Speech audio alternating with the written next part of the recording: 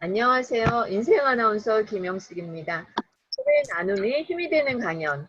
이곳에 오신 여러분 감사합니다. 환영합니다. 네, 반갑습니다. 아름다운 밤 우리 전대준 작가님을 만나러 오신 여러분에게 행운이 있기를 간절히 바라면서 축복도 함께 드리겠습니다. 파이팅 합시다. 파이팅! 파이팅! 사람을 살리는 메신저 전대진 작가입니다. 반갑습니다. 저는 오늘 이제 제가 호칭을 선배님들이라고 하겠습니다. 우리가 서로 가르치고 배우면서 스스로가 성장한다는 마음을 갖고 제가 많은 분들을 호칭을 그냥 선배님이라고 부르도록 하겠습니다. 저는 항상 강의를 시작하기에 앞서서 이렇게 사행시로 시작하려고 합니다. 저자특강이라는 네 글자로 제가 사행시를 준비했는데요. 함께 첫 글자를 운을 띄워주시면 감사하겠습니다. 시작! 저는 부족한 사람입니다. 그래서 감사합니다. 자신을 채워가는 법을 배우고 누군가에게 나눌 수 있으니까요. 특별하지 않은 부족한 사람에게 특별한 기회를 주셔서 감사합니다.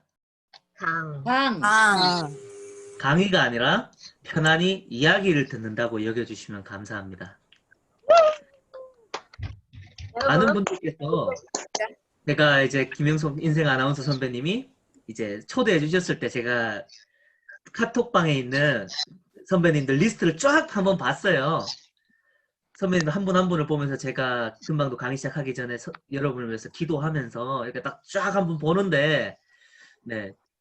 이미 자기계발 관련되는 강의는 이미 많이 들으셨을 것 같은 느낌이 왔어요. 그래서 오늘은 뭐 성과나 성공이나 매출 뭐 그런 우리가 달려가는 그런 강의를 많이 들었다면 오늘은 진짜 편안히 이야기를 듣는다고 여겨주셨으면 감사하겠습니다. 예, 저는 앞서 말씀해 주셨던 것대로 2권의 책을 출간하게 되는데 참 많은 분들께서 지지해 주시고 응원해 주시고 사랑해 주셔서 전작까지 포함해서 함께 베스트셀러가 되었습니다. 그리고 출간 일주일 전부터 그 책들이 베스트셀러에 등극했고 예스24 참고로 예스24가 교보문고보다 온라인으로는 예스24가 압도적으로 제일 큽니다.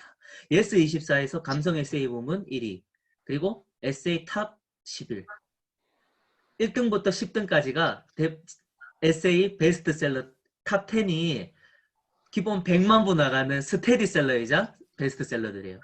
그 틈에서 참 감사하게도 상위권에 노출이 되고 모든 서점에서 베스트셀러 그리고 오늘은 제가 이렇게 연락을 받았는데 교보문고에서 선정한 평점 높은 도서로 선정되어서 이렇게 배치가 되었더라고요. 그리고 이거는 지난주, 이번 주에 들었습니다. 출간 한 달 만에 1만 부를 돌파했습니다. 또 해외에서도 관심을 가지고 있고요. 그런데 제가 이것을 첫 시작에 말하는 이유는 뭐 내가 이렇게 잘난 사람이다 베스트셀러 저자다 거들먹거리기 위해서가 아닙니다. 제 자랑은 별로 중요하지 않기 때문에 최대한 짧게 하려고 처음에 끝내려고 바로 얘기한 거예요. 네, 제가 오늘 주제를 무엇으로 정할까 고민을 되게 많이 했는데 선배님들에게 꼭 전하고 싶은 메시지는 바로 이 삶의 모든 순간이 곧 당신입니다 해서 바로 당신이라는 단어입니다. 그리고 삶이라는 단어입니다. 우리가 살다 보면 그런 순간이 있습니다.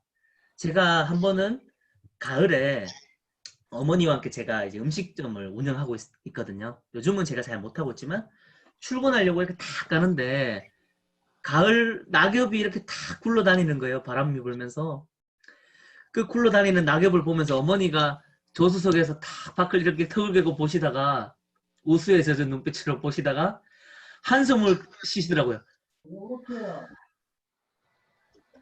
제가 운전하다가 어머니 왜 그래 한숨을 땅에 꺼지게 쉬십니까? 하니까 어머니가 하시는 말씀이 내가 참 수십 년을 열심히 이렇게 앞만 보고 달려온 것 같은데 지금까지 뭐 했는지 모르겠다.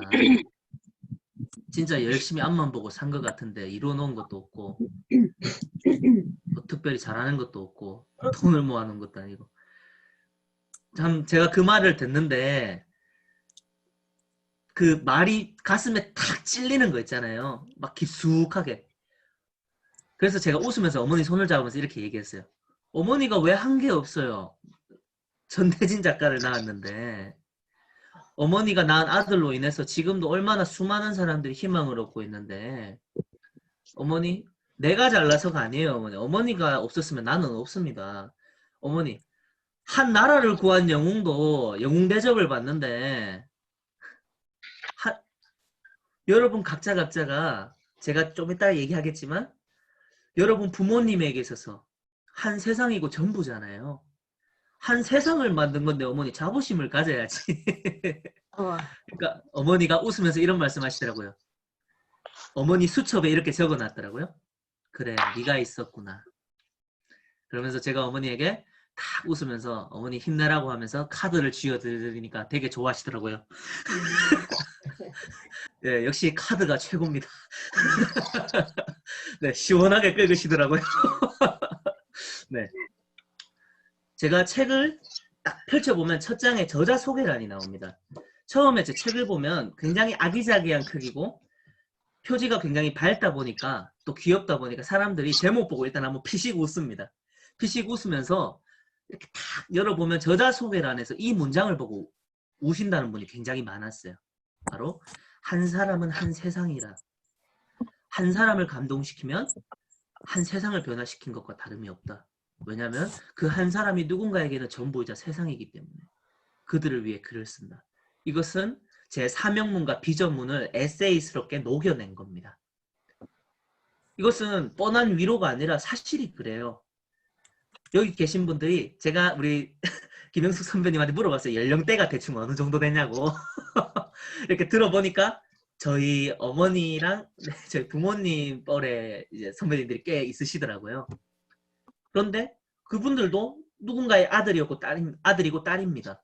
우리 모두는 누군가의 아들, 딸이고 또 누군가의 아들, 딸이 될 거예요. 누군가의 엄마, 아빠가 될 겁니다. 우리는 늘 한 세상을 품고 삽니다. 한 사람이 곧 한 세상이니까요. 그래서 저는 이 강의 하기에 앞서 여러분 한 사람 한 사람을 그저 오늘 강의 들어주시는 뭐 청중 한 분이다 생각하지 않고 여러분을 한 세상이라는 마음으로 제가 이 강의를 임하려고 합니다.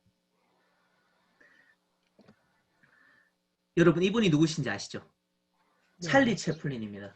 유명한 희극인이시죠? 이분이 내는 작품마다 히트를 치니까 주변에서 이제 기자들이 인터뷰하러서 물어봐요. 도대체 항상 이렇게 내는 작품마다 히트를 치신데 본인이 생각하기에 최고의 작품이 뭐라고 생각합니까? 라고 하니까 이분이 유명한 대사를 남기시죠? 넥스트 원. 다음 작품입니다. 멋있습니다. 그런데 제가 문득 그런 생각이 들었어요. 이걸 제가 책에 이렇게 표현을 해놨는데 이거는 내가 건강하고 팔팔할 때 물어봤으니까 이렇게 말할 수 있지. 만약에 똑같은 질문을 이분이 삶의 마지막 순간에 똑같은 질문을 던진다면 과연 이분이 뭐라고 대답할까? 저는 이렇게 대답할 것 같아요. 모든 작품이 곧 나였습니다. 삶의 모든 순간이 곧 나였습니다. 부족했던 모습은 나 아닌가요? 가난하고 멸시당하고 정말 좌절하고 실망하고 부족해 보이고 남에게 정말 보이고 싶지 않은 그 순간에는 내가 아니었나요? 모든 순간들이 모여서 나라는 작품을 만들어가는 건데 삶의 모든 순간이 곧 나더라고요. 전대진 작가라고 아픈 순간이 왜 없겠으며 이곳에서 듣고 계신 선배님들 중에 상처 없는 사람 한 명도 없고 사연 없는 사람 한 명도 없고 하늘 아래 사연 없는 사람이 없더라고요. 우리 모두가 저마다 사연을 다 가지고 있어요. 상처를 다 가지고 있고. 그런데 결국에 그 모든 삶의 그런 상처들이며 모든 좋았던 순간이든 나빴던 순간이든 내 판단에 관계없이 모든 순간들이 나라는 작품을 만들어가는 재료더라고요. 그래서 저는 모든 작품이 곧 나였습니다라고 대답할 것 같습니다. 뭐 멋있게 얘기한 것 같지만 저의 좀 본 모습을 공개하려고 합니다. 제가 불과 3년 전의 저의 모습입니다. 네. 제가 정말 인생을 한번 바꿔보고 싶어서 진짜 내가 정말 많은 이들에게 선한 영향을 끼치고 제 삶의 롤모델이 닉 부이치치거든요. 그분과 같이 수많은 사람에게 희망을 전하고 용기를 주는 그런 멋진 선한 꿈을 이루는 사람이 되고 싶은데 나도 살고 다른 사람도 살리는 그런 사람이 되고 싶은데 내 현실을 보니까 넉넉하지 않고 차비가 없어서 지갑을 열어보니 텅 비어있는 지갑을 바라보면서 한숨 쉬을 때가 너무 많았던 거예요. 그런데 그렇다고 해서 계속 이렇게는 살 수 없겠더라고요. 도저히 이 상황을 계속해서 이렇게 살고 싶지 않다라는 절박함이 있었고, 이게 아니면 안 된다라는 절실함이 저를 움직이게 만들더라고요. 한 번은 제가 웨이터 알바하고 식당 알바하면서 힘들게 모은 돈이 있었는데, 그 돈을 가지고 미래를, 일단 이 현재를 바꾸기 위해서는 미래를 바꿔야 되니까 오늘을 다르게 살아야지 미래가 바뀌잖아요. 그래서 자기개발 이제 과정을 제가 하나 등록을 했습니다. 했는데 네, 차비가 없는 거예요. 교육비 다 내고 나니까 대구에서 서울을 수없이 왕복했습니다. 2년 동안 2만 킬로를 왔다 갔다 했어요. 그런데 차비가 없는 거예요. 차비가 없어서 제가 한숨이 탁 나오면서 어떡하겠습니까? 걸어갈 수는 없잖아요. 서울까지. 네, 102원 있었습니다. 출금도 안 돼요. 이런 그지도 없습니다. 그래서 어떻게 하겠냐. 13시간 택배 상하차 노가다 했습니다. 택배 상하차 알바하면서 참 돈 벌기 만만치 않다는 걸 알았어요. 똑같은 행동을 계속 반복하고 무거운 짐을 막 꾸역꾸역 온몸이 부서져라 옮겼죠. 그렇게 잠 한숨 안 자고 바로 새벽 버스를 타고 서울에 도착해서 그렇게 절실함과 절박함이 있어서였을까요? 참 우수한 성적으로 네, MVP가 되었습니다. 또 2년 전이었습니다. 조금 더 거슬러 올라가서 2015년 11월 27일이었습니다. 이때가 저도 이때부터 뭔가 삶을 바꾸기 싶어서 이렇게 도전하기 시작했을 때였어요. 그런데 대구 촌놈이 모르잖아요. 처음 서울 가니까. 이제 자기개발 교육하는 그 연구소에 가려고 하는데 그 전날 도착하면 차비뿐만 아니라 숙소비도 들잖아요. 숙소비가 드니까 미리 도착하자. 아니 미리 도착하지가 아니지. 네, 숙소비가 되니까 금요일에서 토요일로 넘어가는 12시 있지 않습니까? 토요일에 교육이 있으니까 마지막 심야버스를 타고 출발을 했어요. 출발을 했는데 기사님이 전 시간을 좀 끌어주길 바랬는데 한 번도 안 멈추고 LT급으로 다이렉트로 서울에 3시 반에 도착했습니다. 갈 곳이 없더라고요. 지방에 계신 선배님들은 공감하실지 모르겠습니다. 서울 고속버스 터미널 딱 떨어지니까 3시 반이니까 갈 곳이 없으니까 일단 화장실로 갔어요. 화장실에 가서 한 30분 버텼습니다. 근데 심심한 거, 어떻게 가보자. 그래도 명색이 서울이고 강남인데 24시간 카페가 있을 거다. 맥도날드라든지. 부푼 꿈을 안고 갔습니다. 갔는데 연구소 앞에 딱 도착했어요. 문이 철컹철컹 잠겨있다. 야, 그리고 주변이 깜깜한 겁니다. 네, 좀 종교적인 얘기해서 죄송한데 왜 하나님이 천지를 만들 때 빛이 있으라 빛부터 만들었는지 이해가 되더라고요. 하나도 안 보이고 깜깜하게 아무것도 안 보여서 이제 어디로 가야 되나 이렇게 서 있는데 그냥 조금만 버티면 되겠지 이렇게 서 있는데 이거 보이시죠? 기상청 자료 제가 직접 들어가서 찾아봤습니다. 찾아가 보니까 이날만 영하 7.3도더라고요. 이날이 제일 추웠어요. 남자분들 군대에서 근무소 오면은 겨울에 어디가 제일 춥습니까? 발바닥이 제일 시렵잖아요. 발이 왜 그렇게 시려운지 너무 추워서 좀 버티는데 도저히 안 되겠습니다. 볼이 얼 것 같아서 입 돌아갈 것 같았는데 저기 멀리서 한 건물에서 불이 탁 켜지더니 문이 이렇게 탁 열리는 거예요. 경비 아저씨가 셔터문을 탁 올리면서 아저씨한테 갔어요. 아저씨한테 가서 최대한 불쌍한 표정을 지으면서 아저씨한테 이렇게 얘기했습니다. 아저씨, 제가 대구에서 왔는데 제가 교육받으려고 올라왔는데 갈 곳은 없고 지금 너무 추워서 그런데 아저씨 보는 여기 경비실 앞에 여기에서 제가 잠깐만 좀 서 있다가 나가면 안 될까요? 라고 하니까 아저씨가 굉장히 아버지 같았어요. 되게 인자해 보이고 따뜻해 보였는데 아저씨가 웃으면서 이렇게 말씀하시더라고요. 안 돼요. 얼른 나가세요. 나가라고 해서 네 나갈게요. 하면서 쫓겨났어요. 쫓겨나고 또 한참 있는데 또 너무 추워가지고 있는데 저기 멀리서 불빛이 하나 탁 켜지더니 GS25 편의점이 딱 불이 들어오는 겁니다. 불이 들어와서 갔어요. 가서 1250원짜리 튀김 우동과 2000원 음료수를 마셨습니다. 최대한 시간을 끌려고 면발 한 가닥씩 이렇게 먹고 있는데 시간을 끌려고 야, 이 아저씨가 좀 있다 보니 한 30분 정도 있으니까 아저씨가 저보고 나가라고 하는 거예요. 아니, 뭐 나가라고 하니까 아니 손님한테 어지간하면 진상 부리는 거 아니면 나가라는 말 잘 안 하잖아요. 저 사장님한테 사장님 제가 뭐 좀 손님도 없는데 왜 그러세요? 하니까 너무 오래 계시면 좀 그러니까 나가주세요라고 하는 겁니다. 그래서 제가 좀 화가 나는 거예요. 아니 내가 공간을 차지하면 얼마나 차지한다고. 물론 제가 공간 좀 덩치가 좀 있긴 있어요. 있고 편의점이 좀 좁았어. 이해는 하는데 그래도 손님한테 그렇게 나가라고 저도 이제 사업하지만 매장을 하지만 손님한테 어지간하면 나가라는 말 안 하거든요. 나가라고 해서 제가 그래도 손님으로서 제가 당당하게 말했어요. 국물까지 마시고 나갈게요. 국물 이렇게 마시면서 시간을 끌었습니다. 결국 쫓겨났어요. 쫓겨나고 나니까 시간이 몇 시입니까? 5시 반이잖아요. 이때 탁 불이 하나 딱 들어오는데 네. 양재역 2번 출구에서 불빛이 탁 들어오길래 2번 출구 밑으로 내려갔습니다. 2번 출구 밑으로 탁 내려가니까 왜 노숙자들이 겨울에 지하철 밑에서 자는지 이해가 되더라고요. 야, 딱 들어가는 것만으로도 온기가 있는데 어디로 갔느냐? 양재역 2번 출구 밑으로 내려가서 화장실로 들어갔습니다. 야, 제가 화장실 들어가서 은혜 받았습니다. 저 감동 받았어요. 왜 그러냐면 충전기가 있더라고요. 화장실에 폰을 이제 제가 만지면서 시간을 끌었을 거 아닙니까? 갈 곳이 없으니까 충전을 할 수 있어가지고 감동받고 또 비대더라고요. 야, 서울은 변기를 지하철에도 비대를 까는구나. 야, 감동을 받았어요. 얼어 죽을 뻔했는데 추워 죽겠는데 딱 앉으니까 온몸이 막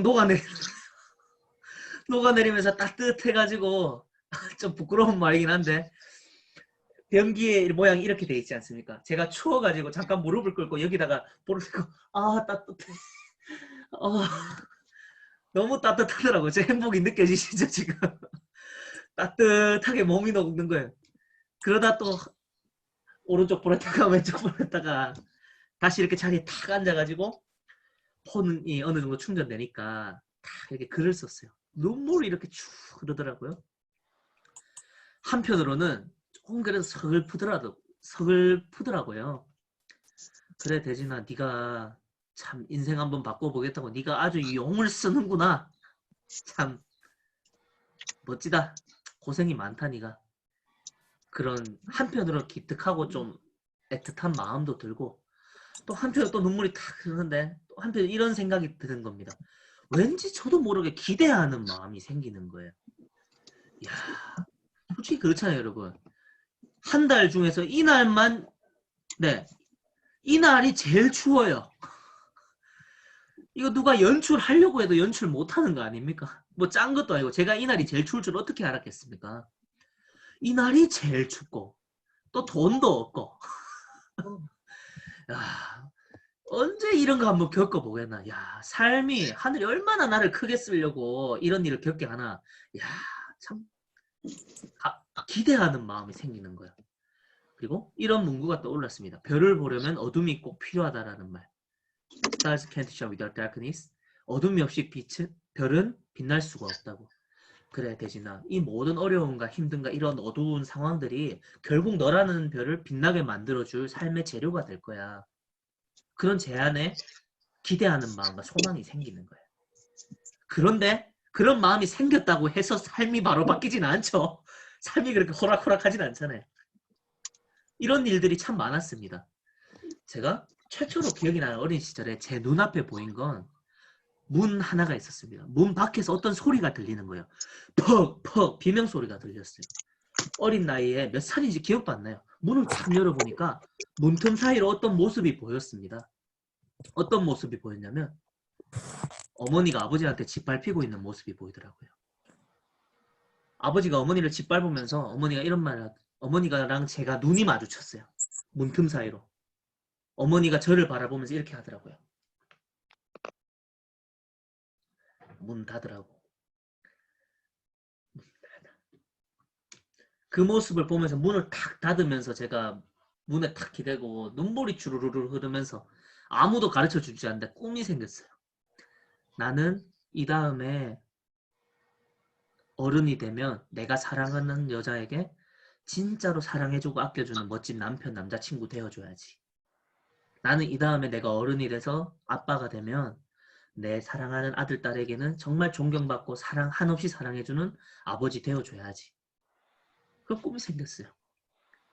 한 번 또 이런 얘기 하시더라고요, 어머니가. 제가 군대 전역할 때, 제가 해병대 전역하고 남은 딱 나오면서 차 안에서 어머니가 이런 얘기를 해주시더라고요. 제가 어머니 뱃속에 있을 때, 어머니가 만삭이실 때, 여자가 가장 조심해야 될 때잖아요. 아버지가 또 술 취하고 와가지고 어머니를 막 짓밟으면서 어머니 배를 발로 밟았다는 거예요. 배를 발로 차면서 죽으라고. 어머니가 그 배를 끌어안고 떼굴떼굴떼굴 구르면서 저 살리려고 그 얘기를 어머니가 탁 얘기해 주시는데 제가 또 눈물이 탁 흐르면서 감사하더라고요. 아, 지금 전대진 작가가, 대진이가 이렇게 살아있을 수 있는 게 축복이구나. 내가 살아있는 이 순간이, 호흡하는 이 순간이 기적이고 축복이고, 참 내가 이 이야기를 누군가에게 이렇게 할 수 있다라는 기회 자체를 주어진 것 자체가 너무 감사할 충분한 이유가 된다. 불평불만할 이유가 없다. 그런 생각이 드는 겁니다. 그런 일들이 계속해서 일어났습니다. 어머니가 아버지가 못 살니까 너무 힘들어서 한 달 정도 집을 잠시 나가셨었어요.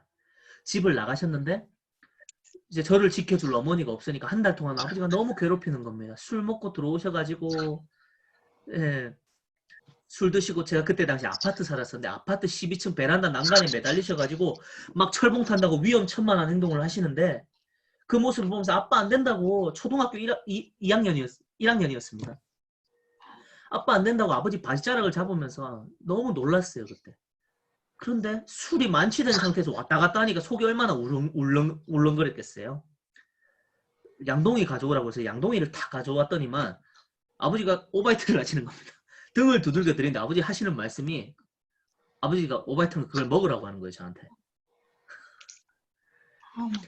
아빠 나한테 왜 이런 거 시켜라고 물으니까 아버지가 네 효자라면서 효자가 이런 것도 못하나 내 친구 아들들은 다 하는데 저는 그게 효자인 줄 알았어요. 좀 가정에다가 이런 말 해서 참 죄송한데 저는 그게 맞는 줄 알았어요. 한 번은 또 자고 있었습니다. 중학생 때였어요. 자고 있는데 뭔가 호흡이 너무 곤란해서 눈을 떠보니까 아버지가 또 제 목을 조르고 제 머리를 때리더라고요. 살려고 발버둥치는 온 힘을 다해서 밀쳐내고 나오는데 하늘에서 천사를 보내주셨는지 우리 막내 외삼촌이 마침 저희 집에 들려가지고 깜짝 놀라서 삼촌이 말려주고 아버지는 칼 들고 막 달려오는데 삼촌이 말려주고 저는 아스팔트 바닥을 맨발로 뛰쳐나가서 도망 나오고 학교에서만 그런 게 아니죠. 아니 집에서만 그런 게 아니라 학교에서는 제가 굉장히 공부를 열심히 했어요. 진짜로 열심히 했습니다. 제 꿈이 고등학교 때 꿈이 의료 선교사였습니다. 정말 죽어가는 사람들을 살리는 사람이 되고 싶었어요. 그런데 제 성적은 정말 열심히 했는데 성적은 너무 겸손한 거예요. 네, 그렇게 겸손할 수가 없어요. 정말 열심히 했는데 모의고사 성적이 너무 낮으니까 선생님이 성적 떨어졌는 애들 5명이 이제 복도에 엎드려 뻗쳐 있으라고 했는데 제가 5번이었습니다. 1번부터 선생님이 탁탁탁탁 때리기 시작하는데 4번까지 때리고 선생님이 다 일어나 들어가라고 하시는 겁니다. 제가 5번이었던 제가 일어났어요. 선생님 왜 저는 안 때리세요? 선생님이 이렇게 말씀하셨습니다. 대진아, 선생님이 너희 때리는 건 너희 먼저 사람 되라고 때리는 거다. 공부 못해서 때리는 게 아니라 너희가 학생의 본분은 공부인데 너희가 할 수 있는 최소한의 성실함은 보여야지 너희 인생에 대한 예의다. 먼저 인간 되라고 때리는 거야. 그런데 선생님이 봤을 때 너는 이미 인간이 됐어. 너는 이미 사람이 됐어. 선생님이 다 이해하니까 네가 열심히 하는 거 선생님이 잘 알아. 열심히 해도 안 되는 건 어쩔 수 없는 거야. 그건 네 잘못이 아니야. 선생님이 다 이해하니까 들어가. 제가 그 뒤통수를 긁적이면서 들어갔어요. 이게 칭찬인지 욕인지. 잠깐만, 그럼 내 잘못이 아니면 도대체 누구 잘못이죠? 선생님 물어보고 싶었어요. 누구 잘못이죠? 관로가 숨어 있더라고요. 네 유전자 잘못이다. 한 번은 제가 교무실에 뭘 놔두고 와서 교무실에 딱 들어가려고 했는데 꼭 드라마 보면은 그런 장면 나오잖아요. 문 딱 열려고 하면 내 얘기하고 있는 거, 내 뒷담화 하고 있는 거. 문 딱 열려고 하는데 선생님들끼리 제 얘기를 하고 있길래 제가 딱 서 있었습니다. 선생님들이 딱 얘기를 하면서 한 3분 정도가 선생님들이 제 칭찬을 하고 계신 거예요. 착하고 모범생이고 이런 얘기를 하시는데 담임 선생님 듣고 계시다가 한숨을 탁 쉬시면서 착하지, 열심히 하지.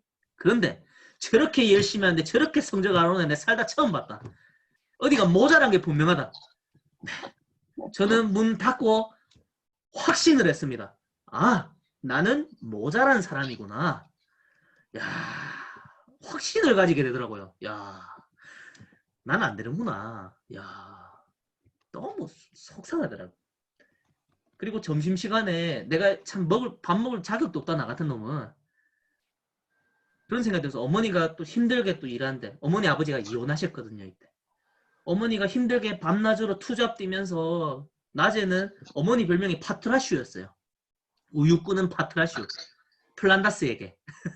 어머니가 유업에서 일하시면서 우유 끌고 밤에는 이불 공장에서 먼지구덩에서 미싱하고 있고. 그 와중에 없는 형편에 어머니가 빈대가면서 과외도 시키고 있는데 성적은 겸손하고. 자식으로서 뭐 할 수 있는 게 없더라고요. 내가 못하더라도 공부해야 되겠다. 근데 내가 밥값이라도 아끼자. 점심시간에 배식 당번을 하면 밥값이 면제된다고 해서 배식 당번 하면서 점심시간이 없었고, 또 야자를 하니까 석식을 먹어야 되니까 석식 먹어야 그 돈을 또 내기가 싫어서 점심때 반찬 남잖아요. 그걸 비닐랩에 싸가지고 사물함에 넣어뒀다가 그걸 꺼내서 저녁 때 먹었어요. 밥은 어차피 많으니까. 지금이야 이렇게 웃으면서 얘기할 수 있지만 10대 그 청소년 때는, 지금 제 독자 중에 한 분이 여기 지금 들어와서 듣고 계신데 18살이더라고요. 딱 제가 그 나이 때였거든요. 그때 저는 제가 할 수 있는 최선의 효도였고 최선이었던 것 같아요. 그렇게 참 열심히 하는데 제가 제 자신이 너무 싫더라고요. 내 자신이 너무 우주의 쓰레기 같고 나 때문에 지구온난화가 생긴 것 같고 진짜 한 번은 바다를 갔는데 바다에 막 버려진 그 굴러다니는 바닷바람에 굴러다니는 쓰레기같이 내가 느껴지고, 나만 아니었으면 우리 어머니는 고생 안 하잖아. 제가 하늘을 보면서 이런 생각이 드는 거예요. 아니 하나님, 왜 나 불량품 맞죠? 교회에서는 그런 말을 하거든요. 이제 이 종교에 관계없이 여러분은 이제 하나님 손이 지은 최고의 작품이라고 하는 거예요. 여러분 작품이라는 말이 듣기 싫진 않으시잖아요. 여러분 보고 상품이라고 하는 말보다.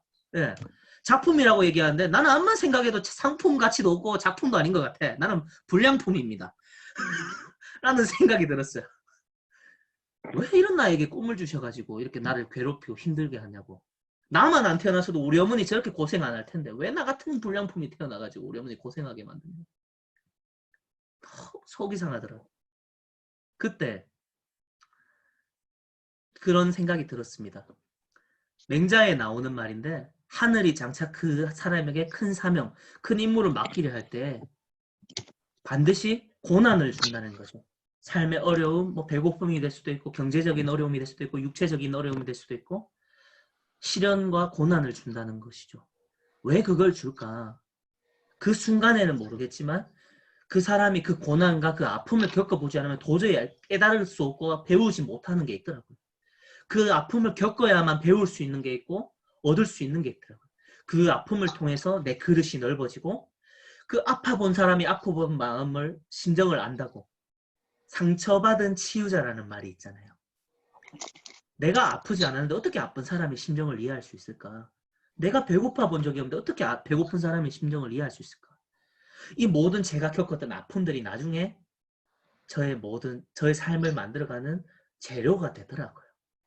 그래서 슬픈 마음도 있었는데 또 기대하는 마음이 생기는 거야. 그래, 대진아, 이 모든 아픔과 힘듦이 삶이 하늘이 나를 괴롭히려고 허락한 게 아니라, 나 우울증 걸리라고 이거 허락한 게 아니라, 그래, 얼마나 나를 큰 사람으로 만들려고, 얼마나 나를 통해 많은 사람을 살리려고 나를 이렇게 저 타자로 이렇게 아픔을 겪게 만드나. 그래, 이 모든 아픔들을 언젠가 웃으면서 누군가에게 웃으며 이야기하며 지금의 나와 같이 울며 힘들며 어딘가 말할 것도 없이 외롭게 있는 제2의 나와 같은 나에게 내가 용기를 줄 수 있는 나의 스토리가 될 거야 하는 기대하는 마음을 생겼어요. 그렇지만 내가 결심한다고 해서 인생은 어떻다고요? 안 바뀌더라고요. 바로 바뀌지가 않더라고요. 그렇게 시간이 갔습니다. 그 와중에 참 많은 일이 있었지만 제 인생을 바꾼 이제 두 단어를 소개하고자 합니다. 바로 ARC와 ESC예요. 이 두 단어를 제가 깨닫고 나서 제 인생 전체를 관통하는 두 단어였더라고요.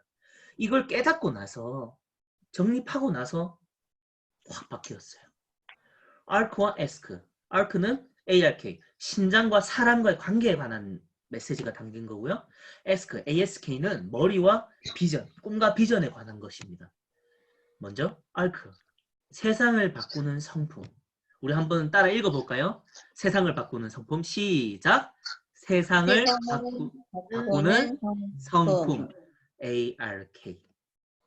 이게 무슨 뜻이냐면 에반 올마이티라는 영화가 있습니다. 그 안에서 이제 에반이라는 사람이 등장합니다. 이 사람이 뉴스 앵커였다가 이제 미국의 하원 의원, 국회의원에 당선이 된 겁니다. 당선되기 전날에 이제 그런 이 사람의 선거 구호가 그거였어요. Change the world. 세상을 바꾸자. 거창하죠. 근데 이 사람이 첫 출근하기 전에 이렇게 기도하고자 하는 거예요. 신에게. 제가 이제 큰 힘에는 큰 책임도 따른다는 게 압니다. 제가 세상을 바꿀 수 있는 사람이 될 수 있도록 도와주세요. 라고 기도하고자 하는데 그 다음날 이제 신이 등장하면서 이제 웃긴 해프닝들이 막 벌어집니다. 그 와중에 에반이 이렇게 불평불만을 하는 거예요. 아니 도대체 뭐부터 시작해야 될지 모르겠어요. 왜 하필 나예요? 라고 하면서. 그때 신이 이렇게 얘기해요. 네가 세상을 바꾸고 싶다면서 나도 마찬가지야. 근데 에반, 세상을 바꾸는 게 뭔 줄 아니? One act of random kindness at a time. 그 첫 글자를 따니까 ARK, ARC. 바로 방주더라고요. 방관하지 않고 주는 사람. 이것이 무슨 의미냐면 우리가 나 아닌 다른 누군가의 입장을 생각해 준다는 거. 내가 나 아닌 다른 누군가를 향한 선한 마음을 품고 친절함을 베풀고 배려한다는 것. 그것을 마음에만 품는 것이 아니라 행동으로 옮긴다는 것이 정말 아무것도 아닌 것 같아요. 정말 아무것도 아닌 것 같지만 그런 따뜻한 불씨 같은 그 마음이 모여서 세상을 더 따뜻하게 만들어 간다는 것이고 물방울 하나는 굉장히 작아 보입니다. 정말 내가 베푸는 그 친절도 이런 물방울과 같을 거예요. 하지만 이 물방울 하나하나가 모여서 거대한 대양을 이룹니다. 바다를 이룹니다. 여러분 한 사람 한 사람이 지금 이 시간에 이렇게 강의 듣고 있는 사람이 몇 프로나 되겠습니까? 대한민국에. 이미 그 자체만으로도 선배님들 모두는 이미 인생의 승리자라고 저는 확신합니다. 여러분 각자가 처해진 가정이며 일터며 모든 환경 속에서 여러분이 서 있는 그곳에서 선한 영향력을 미치기에 충분하신 분들이라고 믿어 의심치 않습니다. 이 시간에 이거 듣고 있는 것 자체가 이미 훌륭하신 분들입니다. 한 친구가 있었어요. 고등학생이었는데 이 친구가 기초생활 수급자였고 아버지가 초등학교 때 돌아가셨대요. 대학교 입시 지원을 하면 원서비를 내야 되는데 원서비가 없다는 겁니다. 3만 원, 5만 원밖에 안 되는데 그 돈이 없는 거예요. 그러던 찰나 제가 페이스북 라이브 방송하는 걸 듣고 이 친구가 연락이 왔어요. 지금 여러분에게 말씀드렸던 저의 그런 이야기를 들었거든요. 그 친구가. 들으면서 작가님 제가 지금 너무 부족하고 앞길이 막막하지만 언젠간 제가 꿈을 이루면 작가님처럼 많은 이들에게 지금의 저와 같이 힘든 친구들에게 용기를 줄 수 있는 그런 선배가 되고 싶어요. 라고 하면서 전화 통화를 하는데 그래도 그 친구가 상황이 너무 암울하니까 저한테 이런 얘기를 하는 겁니다. 작가님, 저도 꿈이라는 걸 꿔도 되나요? 라고 물어보더라고요.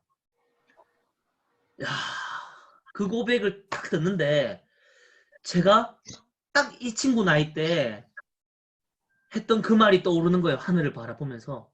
왜 나 같은 사람한테 꿈을 줘갖고 나 같은 것도 꿈을 꿀 자격이 있는가. 제가 했던 고백을 이 친구가 그대로 하고 있는 거예요. 그 말을 딱 듣고 제가 너무 속이 상해서 제가 새벽 3시에 교회로 갔어요. 교회로 가서 제가 엎드려서 1시간 동안 울면서 기도했어요. 뭘 기도했냐면 좀 이런 얘기해서 죄송합니다. 하나님, 내가 그 친구한테 뭔가 주고 싶은데 줄 수 있는 게 없어요. 내가 그 친구한테 뭔가 하나라도 주고 싶은데 내가 가진 게 없어서 내가 그때 나와 같이 아무것도 없는 친구를 이제 만났는데 내가 가진 게 없어서 줄 수 있는 게 없어요. 제가 재수삼수 실패하고 알바했었는데 알바비도 떼먹히고 쫓겨났거든요, 억울하게. 그 상황에 있는데 내가 가진 게 아무것도 없는데 이 친구가 물론 나한테 돈 달라고 전화한 건 아니겠지만 그 친구가 용기 내서 나한테 이렇게 얘기하는데 내가 그 친구를 위해서 해줄 수 있는 게 아무것도 없는 거예요. 너무 속이 상해가지고 내 처지가 너무 애석한 게 아니라 여러분 그 기분 아세요? 내가 주고 싶은데 줄 수 있는 게 없을 때. 물론 제가 아직 젊고 자식은 아니지만 이 친구 이렇게 부모님 없는 친구들이 저한테 호칭이 아버지라고 부르거든요. 애칭으로 저한테 아빠 같다고 아빠라고 불러도 되냐고 이 친구가 학생이었는데 이 친구 말고도 부모님 얼굴도 모르고 그런 친구들이 주변에 많아요. 그 친구들이 저한테 아빠라고 불러도 되냐고 스승의 날보다 어버이날에 더 많이 연락이 와요. 이 친구가 나한테 감사하다고 하는데 내가 이 친구를 위해서 해줄 수 있는 게 아무것도 없는 거예요. 너무 속이 상해가지고 1시간을 울면서 기도했어. 너무 속이 상해서. 너무 속이 상한 거야. 주고 싶은데 줄 수 있는 게 없으니까. 그러다 머릿속으로 한 가지 문구가 스쳤습니다. 이미 가진 것으로 하면 된다고. 돈이 없으면 시간을 나누면 되고 시간도 없으면 마음을 나누면 된다고. 마음을 나누면 된다고 해서 내가 할 수 있는 게 뭘까? 아, 글 쓰는 능력이 이미 내게 있구나. 이러한 친구들이 많이 모여있는 페이스북 페이지에다 제가 글을 하나 올렸습니다. 희망의 증거를 찾는다고. 이러한 꿈을 가졌는데 결국 이루어는 선배들이 있을 것이다. 올리니까 이 친구가 승무원을 꿈꾸는 친구였는데 대한항공 승무원 선배가 연락이 왔어요. 연락이 와서 재능 기부해주고 싶다고 해서 했습니다. 실제로 했어요, 진짜. 했는데 그 친구가 광주 사는 친구였고 이 친구가 어떻게 올 수 있었냐면 제가 교회 예배당 엎드려서 울면서 기도하니까 그 다음날 저를 쫓아내는 사장님이 연락 와서 하루만 일해달라고 하는 겁니다. 그래서 제가 하루 종일 일하고 12시간 일하고 5만 원인가 6만 원을 받았는데 제가 이 친구 얼굴 한 번 본 적이 없는데 다 송금해서 줬어요. 마침 또 드라마도 아니고 카카오톡 송금하기 기능이 생긴 거예요. 카카오톡 송금 딱 해주니까 그 친구가 울면서 너무 감사하다고 지금은 네 학교에서 아주 장학생입니다. 리더십도 있고 어버이날에도 연락 오고 저희 어머니 생신 때도 연락 오고 이런 친구들이 많이 있습니다. 그런데 이러한 힘듦이 좀 빨리 끝났으면 좋은데 그런 적이 또 있었습니다. 이렇게 강의를 하고 제가 부산에서 한번 이렇게 또 학원 못 다니고 이렇게 도움을 못 받는 형편이 어려워서 학원 못 가는 그런 친구들이 있잖아요. 그 친구들에서 이런 저의 메시지를 통해서 용기를 주려고 부산을 갔는데 대구에 딱 떨어져야 되는데 KTX가 제가 밤새서 갔다 보니까 너무 피곤해서 기절을 했는데 승무원이 깨워서 눈을 떴어요. 대전에 내린 겁니다. 대전에 내렸는데 그게 또 하필이면 막차. 아 무슨 또 이거 막차라 가지고 반대편 타면은 그냥 공짜로 올 수 있는데 막차니까 어떡합니까 또. 무궁화호 타고 딱 내리니까 대구역 내리니까 야 또 새벽 4시인 겁니다. 또 차비가 하나도 없어요. 강의 간 줄 아는데 어머니 아버지를 새벽 4시에 깨울 수는 없잖아요. 차비 내달라고. 대구역에서 집까지 1시간 반 동안 걸어갔습니다. 근데 걷기 전에 너무 피곤해서 제가 좀 잤어요. 대기석 의자에 자고 있는데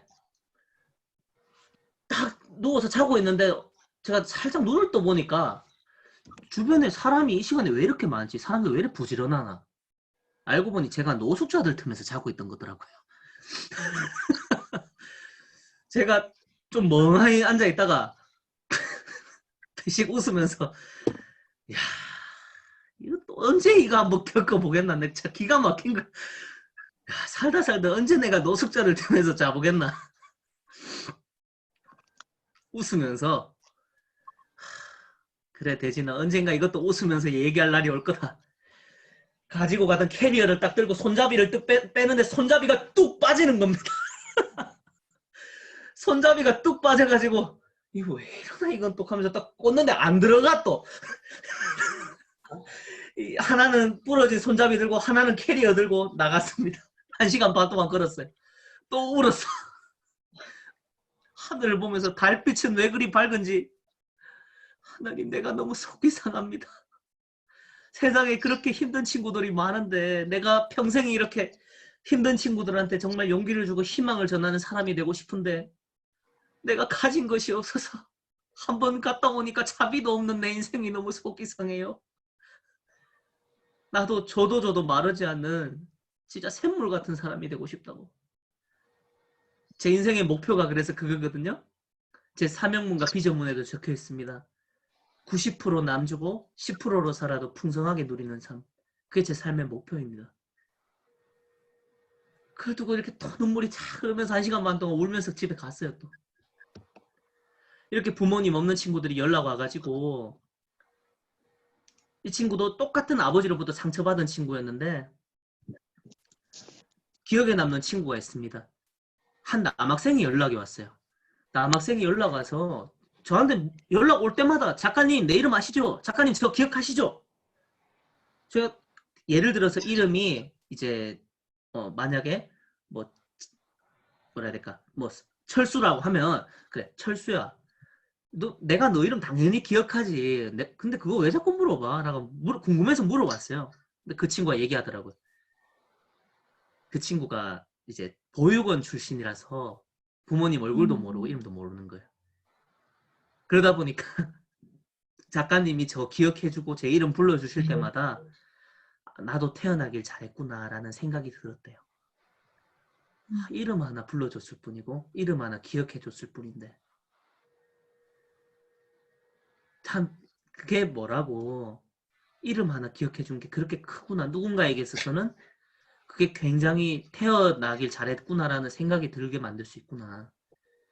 그래서 사람들 이름을 기억하려고 저도 굉장히 노력하는 것 같아요. 이렇게 생각합니다. 바른말 옳은말로 사람을 바꿀 수 있었다면 진작에 그 사람은 물론 세상도 바꿨을 거예요. 그런데 한 사람의 인생을 진정으로 바꾸는 건 우리의 지식이 아니더라고요. 사랑이더라고요. 헬렌 켈러를 위대한 사람으로 만든 건 설리번 선생님의 뛰어난 코칭 스킬과 상담 스킬과 지식이 아니더라고요. 한결같은 사랑이고 섬김이더라고요. 이것이 바로 ARK, 방관하지 않고 주는 사랑입니다. 전대진 작가가 겪었던 고민들, 제가 매년 1000명의 고민을 들어줬어요. 매년 1000명의 고민을. 그런데 그때마다 저를 사랑하는 사람들은 제게 말했습니다. 시간 낭비다, 대진아. 사람들 고마운 것도 모른다. 뭐하러 그렇게 고생하냐. 그런데 그 시간들이 저한테 의미 없는 시간이 하나도 아니었어요. 자, 우리 희정 선생님 계신데, 희정 선배님 계신데, 자, 이렇게 되게 행복하게 웃으시는데, 네, 희정 선배님, 네, 고민이 있으십니까? 없으십니까? 고민이요. 고민은 그 삶의 한 과정이죠. 그렇죠. 한 과정이죠. 고민 없는 네, 사람 없어요, 여기. 해결 과정이 여기 어떻게 보면 인생이라고 할 수 있습니다. 맞습니다. 산 넘어 산이라는 말처럼 우리 삶이라는 우리가 삶을 바다로 많이 비유하잖아요. 항해로. 파도는 끊이지 않고 오잖아요. 인생의 문제가 파도처럼 계속 밀려오는데 고민 없는 사람 없고 사연 없는 사람 없단 말이죠. 그런데 놀라운 게 있더라고요. 내 고민이 그 사람 고민이에요. 그 사람 고민이 그 사람 고민이고 고만고만 다 똑같아 또. 돈 많은 사람이건 돈 없는 사람이건 아무 근심 걱정 없는 것 같은 사람이건 똑같이 다 사람 사는 세상에서 고민이 끊어지지가 않더라고요. 바꿔 말하면 마르지 않는 셈이고 사람들의 고민이 컨텐츠가 되더라고요. 글의 재료가 되더라고요. 조금 전에 우리 한 선생님께서 이제 글을 쓰고 싶어 하시고 어떻게 삶 속에서 글감 재료를 찾는지 물어보셨잖아요. 너무 쉬운 방법이 있습니다. 예비 작가분들 책 내려고 하시는 분들이 많이 물어봐요. 작가님 글감 어디서 찾냐고. 글의 재료 어디서 찾냐고. 제가 그때마다 하는 말이 있어요. 책상에서 고민하지 마십시오. 8대2 파레토의 법칙을 여기도 실천해 보십시오. 80%는 사람하고 어울리십시오. 삶의 현장에 책상에서 예쁘게 적으려고 노력할 시간에 사람 한 명 진심을 다해서 마음을 열고 귀를 열고 경청하고 들어봐 주라고. 주변에 힘들어하는 사람 멀리 보지 말고 엄마 얘기라도 좀 잘 들어주라고. 에? 부장님 얘기, 사장님 얘기만 듣지 말고 우리 아버님들 마누라 얘기만 좀 잘 들어도 책 한 권 나옵니다. 우리 어머님들 고개를 끄덕이시는데 마누라 얘기만 잘 들어도 책 몇 권 나옵니다. 마누라 말을 잘 듣자는 그럴 때 쓰는 말은 아니지만 네, 저는 이렇게 긍정적으로 받아들이셨으면 좋겠어요. 마누라 말만 잘 들어도 책 몇 권이 나옵니다. 네, 컨텐츠가 말을 날이 없는 거예요. 사람들의 고민을 또 그냥 듣는 것으로 끝낸 게 아니라 저는 이렇게 바인더로 만들었습니다. 제가 고민 한번 받는다고 하면 수백 명이 댓글을 답니다. 댓글 달면 제가 그냥 한 귀로 듣고 한 귀로 흘리지 않아요. 전부 다 제가 캡처를 뜨든지 다 정리해가지고 고민을 다 제가 펜으로 직접 분류를 합니다. 분류를 다 해가지고 아 사람들이 이런 고민을 갖고 있구나. 글이 안 써진다? 저는 사람들 고민 정리해 놓은 걸 봅니다. 보면서 내가 이 사람에게 해줄 수 있는 게 뭐가 있을까? 그런 생각을 갖고 아크를 가지고 바라보니까 글감이 마를 날이 없어요.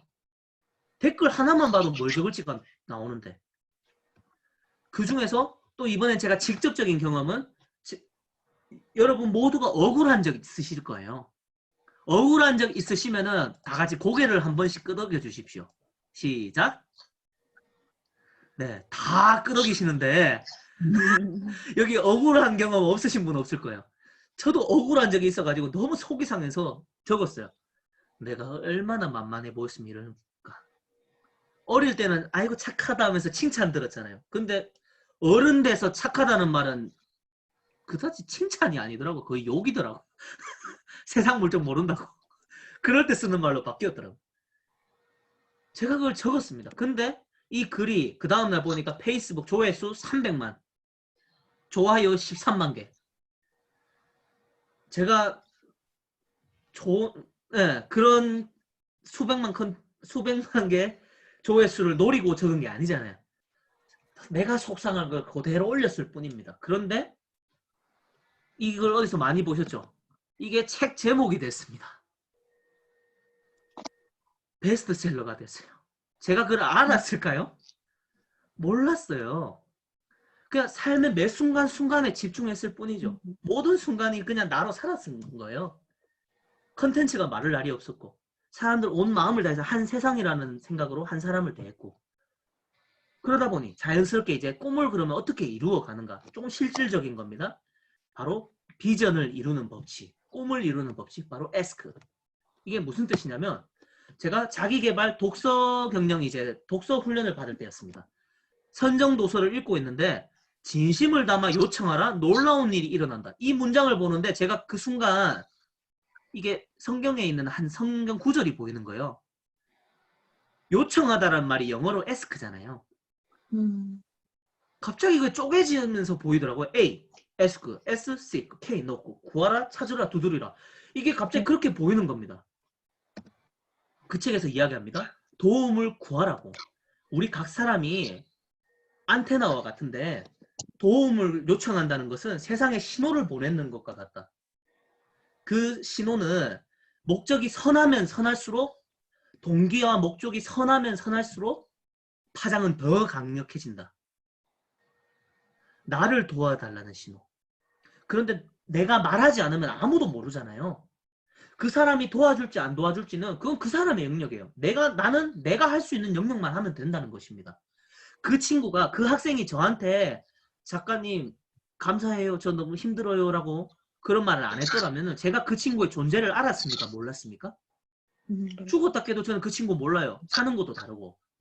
그런데 그 친구가 저한테 신호를 보냈기 때문에 저도 반응할 수가 있었어요. 이거는 우리도 마찬가지, 저도 마찬가지고 여러분도 마찬가지예요.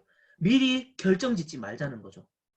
이 책에서는 이렇게 얘기합니다. 우리가 도움을 청하는 것을 두려워하지 말라고. 내가 최선을 다한다라는 표현은 나 혼자 노력의 차원에서 끝나는 것이 아니라 나아가 다른 사람의 도움까지 구하고 받는 것. 다른 이의 도움을 받는 것까지가 최선의 범위라고. 도움을 구하는 걸 두려워하지 마십시오. 막 좀 이런 표현 써서 그렇지만 쪽팔리게 생각하지 말자고요. 부끄러워하지 말자고요. 뭐 어때요? 내 인생인데. 부족하니까 배우는 거지. 그 과정에서 S 찾았어요. 뭘 찾았냐? 모델을 찾았고요. 전략을 찾았고 도구를 찾았습니다. 롤 모델들. 제가 문득 그런 생각이 드는 거예요. 제가 울면서 걸을 때 했던 고백. 선한 부자가 되고 싶다. 자기 분야에서 성공하고 도리어 막 교만해지지 않고 오히려 어려운 사람들을 돕고 섬기며 아니야, 그렇지는 않아. 아니 많은 엄마가 분들을 도우시는 분이 있으실 거다. 그런 생각이 드는 겁니다. 그래서 찾아봤어요. 찾아봤는데 각 분야에 계시더라고요. 많이 익숙하신 분들이 많죠? 찾아갔어요. 그리고 인터뷰를 했고 그때 당시엔 몰랐습니다. 그냥 들이댔어요. 막 DID 했죠. 들이대고 knock. 문을 두드렸습니다. 문은 원하는 방향으로 열리더라고요. 두드리다 보니까 두드린다는 게 뭡니까? 끊임없이 세상을 향해 신호를 보내고 전략을 찾고 글을 계속 올렸어요. 꾸준히. 그러다 보니까 출판사에서 먼저 연락이 왔습니다. 그리고 제가 교보문고에 직접 갔어요. 교보문고 가서 대구 교보문고 가서 사진을 찍었습니다. 찍어서 제가 거기서 이렇게 상상했어요. 눈을 감고. 이곳 가운데 내 책이 걸리게 해주십시오. 라고 하면서 미리 감사하고 RMVB 생생하게 꿈꾸면 이루어진다. 네, 미리 감사하고 이렇게 기도했어요. 여기에 내 책이 걸리게 해달라고. 그래서 수많은 사람에게 선한 영향력을 끼친 사람이 되게 해달라고. 그리고 집에 와서 파워포인트로 제 사진 오려 붙여가지고 이렇게 붙였어요. 그 현장에서 붙이면 제가 잡혀 들어가고 집에서 와서 이제 사진을 붙였죠. 붙이고 제가 방벽에다 딱 붙여놨는데 이게 실제 교보문고입니다. 그 자리에 그대로 붙였어요. 그대로 그 자리에 베스트셀러에 딱 붙었습니다. 야, 소름이 돋더라고요. 그리고 책이 나오고 이틀 만에 베스트셀러가 되고 여기 1, 2, 3, 4등이 저 제외하고 지금까지도 베스트셀러인 초대형 베스트셀러들입니다. 다윗과 골리앗이었어요. 그리고 교보문고가 선정한 SNS 스타 작가 8인에 들어가고 그리고 방송에도 이렇게 출연하게 되더라고요. 역주행 베스트셀러가 되고요. 네. 방송국에 이제 사장님하고도 만나고 이제 제가 극동 아트홀이라고 이제 극동방송 이제 아트홀이 있습니다. 500석이 있는데 20대 청년 최초로 거기서 강연을 하게 된 겁니다. 저기가 이제 크리스찬들이 많이 오지만 되게 유명하신 분들이 거의 유명하신 분들만 저기 앞에 설 수 있었어요. 주로. 그런데 20대 청년 최초로 저기를 섰는데 막 울릉도에서 막 배 타고 오신 분도 있고 대전에서 막 버스 타고 오신 분도 있고 선착순이라고. 이게 무슨 일인지 모르겠어요. 네. 이렇게 많은 사람들 앞에서 그리고 결정적으로 작년 12월 29일에 아니 12월 31일에 MBC 뉴스 데스크에 나오게 됐습니다. 올해의 키워드 공간과 위로라는 키워드가 핵심이었는데 그 키워드 대표 작가로 제가 선정돼서 SNS 작가로 제가 등장했어요. 참고로 저 다음에 혜민 스님이 나왔습니다. 이게 무슨 일인가 싶은 거예요. 제 글이 MBC 뉴스 제목이 된 겁니다. 근데 더 소름 끼친 게 뭔지 아십니까? 저는 한 해를 시작하기에 앞서서 이렇게 제 목표나 이렇게 기도 제목이나 이런 것들을 기록해 둡니다. 이게 거의 다 이루어진 거예요. 거의 90%가. 소름이 돋습니다. 전국을 다니면서 이제 이렇게 정말 씨앗같이 보잘것없었던 사람에서 이제 씨앗을 뿌리는 사람이 되었어요. 의사는 못 되었지만 의사 선생님 앞에서 강의를 하게 됐고 학생들이 이렇게 만나려고 막 구름대처럼 몰려들었고 연예인들도 만나고요. 현재는 이제 방송 진행자도 하고 있습니다. 여러분 제가 하나 물어보고 싶은 게 있어요. 여기까지 전대진 작가가 한 번이라도 유명해지려고 돈 많이 벌려고 노력했습니까? 아니요. 저는 한 사람이라도 살리고 싶었고 내가 가지고 있는 이 작은 보잘것없는 이 메시지를 통해서 한 명이라도 더 많은 사람에게 내가 되면 당신도 된다고 할 수 있다고 희망을 전하고 싶었어요. 용기를 주고 싶었고 제가 빈손일 때 진짜 이 빈손이 너무 보잘것없어 보였는데 빈손이기 때문에 거머쥘 수 있는 게 더 많다라는 걸 깨달았어요. 그래서 이제 빈손인 사람들에게 손을 건네는 사람이 되고 싶더라고요. 지금 이 순간에도 저희 정말 이 부족한 이야기 들으면서 이 선배님들 중에서도 마음에 감동이 오신 분들도 있으실 거요. 나도 될까라는 그런 의구심과 의심들. 살면서 누구나 다 하는 고민이거든요. 내가 잘하고 있는 걸까? 할 수 있을까? 그런 고민하고 있다는 것만으로도 선배님들 너무 잘 살고 있는 거라고 말씀드리고 싶어요. 가장 잘 살고 있는 사람은 내가 잘 살고 있는 건지를 끊임없이 고민하는 사람이 잘 사는 사람이더라고요.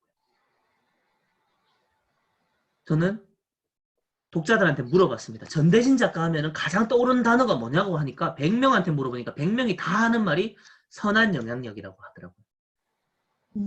자, 그래서 이 순간 영향력이라는 단어에 대해서 저는 다시 정의를 내리고 싶습니다. 영향력은요, 여러분, 내가 돈 많이 벌고 지위가 높아지고 더 유명해지고 내 목소리 크게 낼 수 있고 내가 더 잘나고 멋진 인생 살고 이게 아니라고 생각합니다. 저는 영혼을 향한 사랑의 능력, 한 사람을 더 귀하게 여기고 한 사람을 향해서 정성을 다 쏟을 수 있는 사람만이 수백 명에게도 정성을 쏟을 수 있는 거고 강단에서 멋지게 말하고 강단 밑에 내려와 가지고는 엉망으로 살면 그건 가짜잖아요.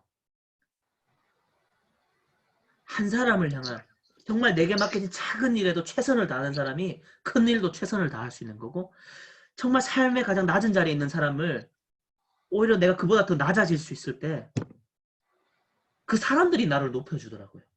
이번에 책 냈을 때도 많은 분들이 책을 내려고 하시는데 이건 참고하셨으면 좋겠어요. 꼭.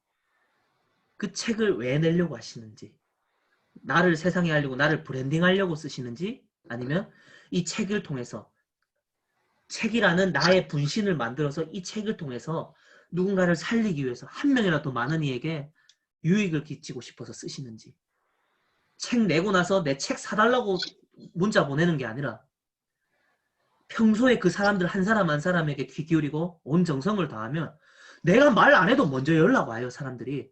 당신 같은 사람은 세상에 더 알려져야 된다고 요즘 막 별의별 많은 분들이 자꾸 도와주세요. 제가 먼저 요청하지 않았는데 곧 또 40만 유튜버인 또 다니TV라고 하던데 거기 또 추천해 주셔서 거기 출연할 예정이고요. 그리고 또 어떤 분이 또 세바시에 추천하셨어요. 무슨 일인가 모르겠어요.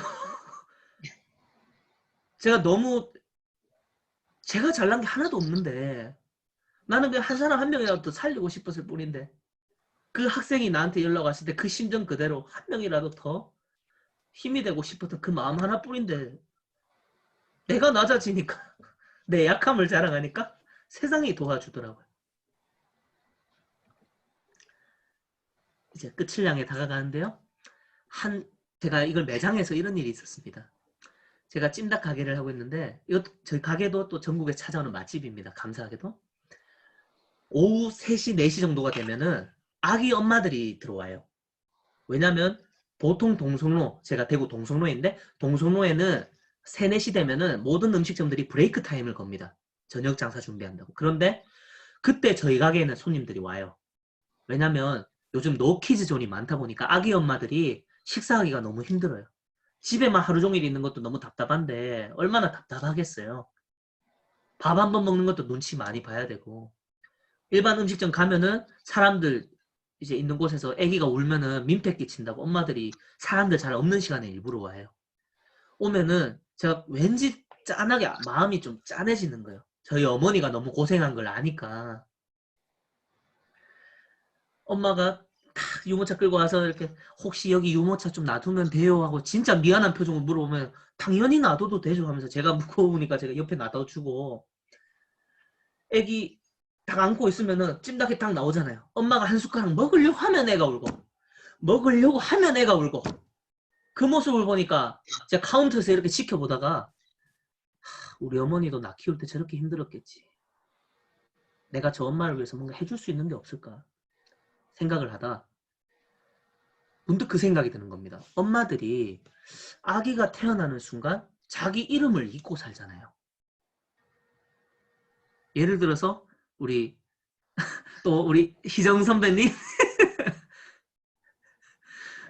희정 선배님 혹시 자녀가 네. 있으신가요? 저 딸 둘 있습니다. 예. 첫째 딸 이름이 뭔가요? 주영이에요. 주영. 주영, 주영. 둘째 딸 주은. 네. 주영, 주은. 주영이와 주은이가 태어나면 참 네. 대한민국의 많은 엄마들이 희정 씨라고 부르는 게 아니라 주영, 주은 엄마라고 보통 많이 부르더라고요. 그렇게 네. 특히 제 측근들 다 그렇게 부르기도, 아직도 그렇게 부르기도 하죠. 네. 맞아요. 가까운 사람들이 이제 자기 이름을 불러주는 게 아니라 자꾸 자녀 이름을 붙여서 누구 엄마라고 부르니까 엄마들이 자기 이름을 잊고 살면서 우울하시는 분들이 굉장히 많다는 걸 발견했습니다. 네. 그걸 보면서 제가 이 어머니를 위해서 이름에다가 뭘 적어주자 싶어서 애한테 이제 애가 울고 있으니까 애가 너무 이뻐요. 애 이름 뭐예요? 하니까 애 이름 얘기해줘서 그 다음에 엄마 이름 뭐예요? 하니까 엄마 이름 얘기해주는 거예요. 이름이 지영이었는데 예를 들어서 지치고 힘들고 모든 걸 내려놓고 싶었다는 생각이 드는 순간에는 영원히 변하지 않는 사실이 있다는 걸 기억하세요. 당신은 누군가의 엄마이기 이전에 지영이라는 이유 하나만으로 소중하고 특별한 존재입니다. 엄마가 이걸 보더니만 눈물을 어떻게 단골이 안 되겠습니까? 감동을 시키면 되더라고요. 뭘 바라고 준 게 아닌데. 이런 식으로 만들었습니다. 예쁜 배경에다가 수연이면 예쁜 식으로 짧게 한번 만들어서 공유했고요. 나누고 이러다 보니까 독자들에게 뭔가 더 좋은 거 해주고 싶잖아요. 좋아하면은 이건 선물해본 사람들은 알 겁니다. 선물 딱 내가 이거 받으면 이 사람이 얼마나 좋아할까 딱 줬는데 반응이 시큰둥해. 다시는 안 주고 싶어요. 줬던 것도 도로 빼들고 싶어. 공감하시면은 끄덕여 주십시오, 여러분. 네. 또 많은 분들이 끄덕여 주시는데 많은 분들이 너무 좋아하시고 막 삶을 포기하려고 하셨던 분들도 너무 좋아하시고 다시 희망을 얻으시고 이렇게 발전해 나갔습니다. 한 사람의 이름이 역사라고 생각드니까 한 사람의 인생이 역사잖아요. 그래서 그 이름 안에 내가 부모님의 심정으로 한번 적어줬어요. 그러다 보니까 그게 방송에도 나온 거예요. 이 경우는 암 투병을 하고 계신 어머니가 계셨어요. 자기 중학교 3학년 딸에게 작가님 제가 딸에게 이걸 전해주고 싶은데 제 딸이 이걸 보면서 엄마가 없어도 힘을 내고 용기를 낼 수 있게 작가님이 저를 대신해서 좀 적어주세요 라고 해서 제가 적어줬어요. 그리고 이 이야기 작가님 강연하실 때 전달하셔도 돼요 라고 하셔가지고 제가 이거 얘기하는 겁니다. 얼마나 참 감동인지 모릅니다. 내가 적은 글이 누군가에게는 삶의 마지막 순간에 제일 가장 사랑하는 사람에게 전하고 싶은 선물이 되더라고요. 누군가는 엄마가 일찍 돌아가셔서 묘비 대신에 의미 없는 묘비 세우는 것보다 아빠 우리 엄마 이름으로 이거 전대진 작가님 글로 해줘요 라고 해서 묘비를 하기도 하고 납골당에 이렇게 하기도 하고 슬픈 얘기만 한 것 같은데 이걸 통해서 또 꿈을 이루신 분도 있어요. 아기 엄마인데 6개월 된 아기가 3살짜리 딸아이가 난치병에 걸렸는데 엄마가 그 딸의 병에 대해서 누구보다 잘 알고 싶어가지고 대학교 원서를 넣었대요. 늦게 아줌마가 그런데 네, 130명 지원했는데 4명 뽑는데 이제 면접관들 앞에서 이제 전대진 작가의 네임 스토리 가지고 뭔가 자기소개를 하고 싶었대요. 면접을 잘 봐야지 이게 뽑히는 거라서. 면접관에게 운을 띄워달라고 딱 요청사항 적어놓으니까 면접관들이 운을 띄워주니까 이분이 그대로 한 거예요. 제가 적어준 대로. 이분이 그대로 발표하니까 네, 140명 중에서 4명 뽑는데 합격했어요. 면접관을 감동시키니까. 누군가에게는 꿈을 이루어주고. 전 돈 벌려고 한 게 아니에요. 사람 살리려고 했어. 그런데 사람들이 알아서 작가님 이거는 세상에 없는 선물이다 라고 하면서 자기들이 알아서 돈을 높게 주더라고요. 그러다 보니까 여러분 잘 아시는 분들이 등장했어요. 제가 우리 스승님들 그리고 우리 박형근 코치님은 또 저랑 이제 3P 코치 동기였고 저랑 동기였는데 잘 아실 법한 분들을 제가 한번 해봤습니다. 그리고 유명한 배우나 가수나 그런 팬분들이 이렇게 막 요청을 하면서 이 중에 한 가수는 이제 팬분들이 팬미팅 할 때 이걸 전달했는데 읽다가 우는 거를 영상을 저한테 공유를 해줬어요. 이걸 이제 근데 공개는 하지 말아달라고 저만 보라고 줬는데 스타들도 주문하고 돈은 따라오더라고. 감동시키고 가치를 전달하니까. 그때 깨달았습니다. 기회는 찾아오는 게 아니라 기회는 늘 그 자리에 있었고 내가 가까이 가는 거더라고요. 기회는 늘 그 자리에 있어. 때는 찾아오는 게 아니라 늘 그 자리에 있었고 내가 그 때와 그 기회에 맞는 사람이 되기 위해서 적합한 사람이 되기 위해서 내가 달려가는 거더라고요. 그리고 좋은 날이 어느 날 갑자기 찾아오는 게 아니고 좋은 나가 그냥 삶을 살 뿐이에요. 많은 젊은이들이 저한테 이걸 자꾸 물어요. 작가님, 제가 지금 하는 일이 가슴이 뛰질 않아요. 제가 이 하는 일이 정말 가슴이 뛰질 않아요. 그때마다 제가 얘기해요. 언제까지 가슴 뛰는 일만 찾을 거야. 계속 가슴 뛰면 그러다 심장병 걸려 죽어요. 가슴 뛰는 일이라는 게 존재하는 게 아니고 열심히 달리면 가슴은 따라서 뜁니다. 지금 가슴 안 뛴다고 생각 드시는 분 계세요? 방문 열고 학교 운동장 100m 한번 뛰고 와보십시오. 전력 질주로. 가슴 뛰나 안 뛰나. 가슴 뛰는 일이라는 게 존재하는 게 아니라 열심히 달리면 가슴은 따라서 뜁니다.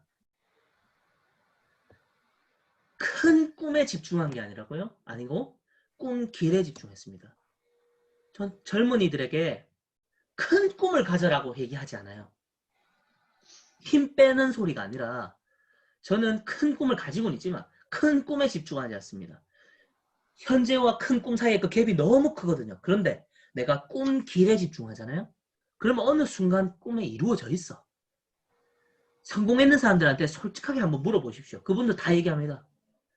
내가 진짜 살아남으려고 발버둥을 치고 정말 최선을 다했을 뿐인데 어쩌다 보니 여기 와 있더라. 많은 분들이 저한테 그걸 또 물었어요. 작가님 정말 힘들 때 본인도 가난하고 힘들 때 어떻게 그 남을 도울 수 있었냐고. 제가 이렇게 얘기했어요. 하늘은 스스로 돕는 자를 돕잖아요. 그런데 하늘은 타인을 돕는 자는 반드시 기꺼이 돕습니다. 아니 지성이면 감천이라고 내가 성공하고 내가 성과 내고 내가 내 배 채우려고 최선을 다해도 하늘이 돕는데 내가 나 아닌 다른 누군가의 움켜진 배를 채워주고 손을 잡아주는데 하늘이 있다면 안 도와줄 이유가 없잖아요. 하늘은 타인을 돕는 자는 반드시 돕습니다. 마지막으로 이 이야기를 하고 마치고 싶습니다. 여러분 이 두 개가 뭔 줄 아시죠? 바로 산삼과 인삼인데 인삼은 6년이면 팔뚝만큼 자랍니다. 다 자라요. 근데 산삼은 어느 정도 자라는데 최소 15년이 걸립니다. 인삼은 사람이 만든 밭에서 자라요. 편안한 환경에서 습도와 온도와 모든 것이 갖춰져 있는 편안한 환경에서 자라면 인삼이 됩니다.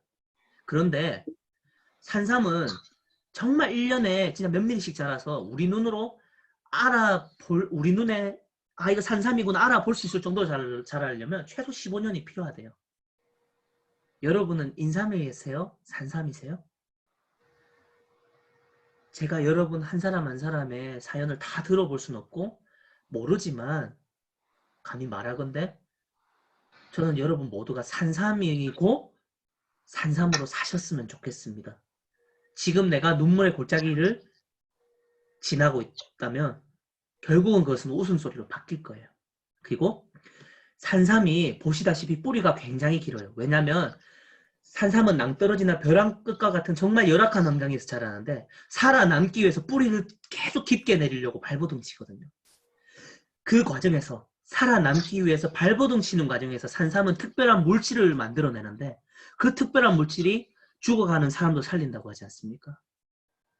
내가 지금 겪고 있는 그 아픔과 모든 삶의 모든 문제를 온몸으로 받아내면서 감내할 때 만들어지는 그 특별한 무언가가 있습니다.